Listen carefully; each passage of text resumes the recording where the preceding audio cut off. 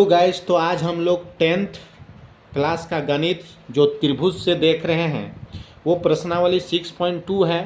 केवल इसमें इम्पोर्टेंट प्रश्न का ही हल होगा जो 2026 में आने वाला है। तो तीसरा नंबर है इम्पोर्टेंट, इसलिए तीसरा नंबर हम बता रहे हैं। दी गई आकृति, बगल में आकृति दिया गया है। दी गई आकृति में यदि एल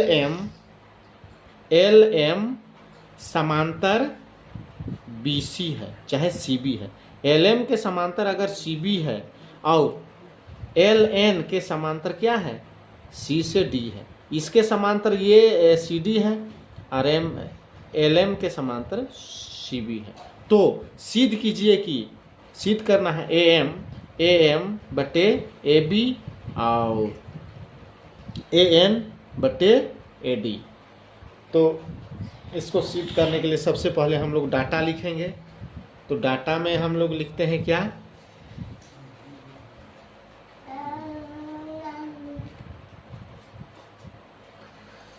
डाटा में हम लोग लिखेंगे यहाँ पर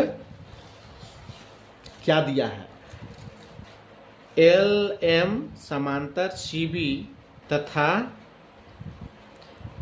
LN समांतर CD है। तो हमको क्या सिद्ध करना है, टू प्रूफ, क्या सिद्ध करना है,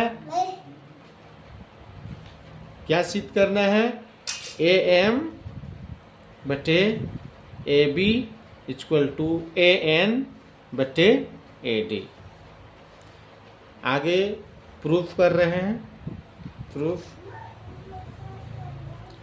में देखेंगे हम लोग त्रिभुज ABC में, त्रिभुज ABC में, तो त्रिभुज ABC का हम पिक्चर बना लेते हैं। बगल में देखिएगा आप लोग, त्रिभुज ABC का चित्र बना लेते हैं। या त्रिभुज ABC में हम लोग क्या देखेंगे, सबसे पहले ABC में AM बटे MB या तो LM समांतर CB पहले लिख लेते हैं। पहले लिख लेते हैं हम लोग LM समांतर CB दिया गया है। LM समांतर CB कहाँ से आया, तो इसको लिखेंगे दिया है। आगे AM बटे MB, AM बटे MB MB बराबर AL बटे LC, AL बटे LC कहाँ से आया, तो थेल्स प्रमेय। इसको इक्वेशन 1 ले लेंगे। दूसरा त्रिभुज चलेंगे हम लोग, दूसरा त्रिभुज चलेंगे ACD, त्रिभुज ACD में, इसमें LN समांतर CD बोला है, LN समांतर CD कहाँ से आया, तो दिया है। आगे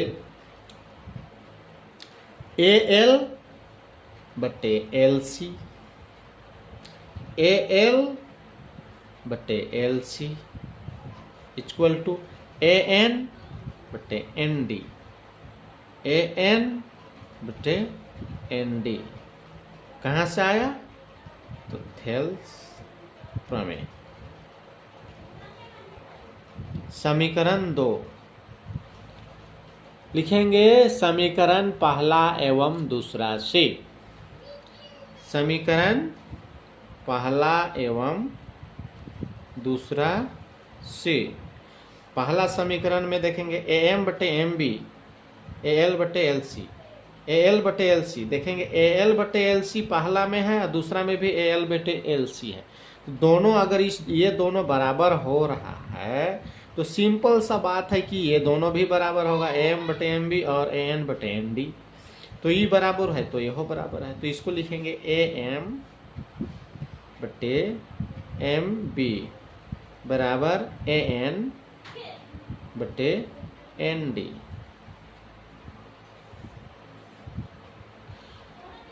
अब इसको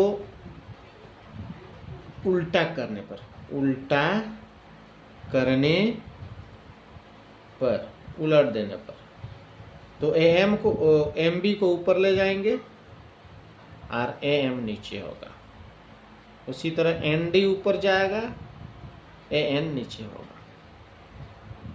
लिखेंगे दोनों ओर, दोनों ओर, अब दोनों ओर, दोनों ओर एक जोड़ने पर, क्या करने पर, एक जोड़ने पर, दोनों ओर एक जोड़ेंगे। एम बी बटे ए एम जोड़ एक इक्वल टू एन डी बटे ए एन जोड़ एक। आगे देखेंगे हम लोग, A M sorry M B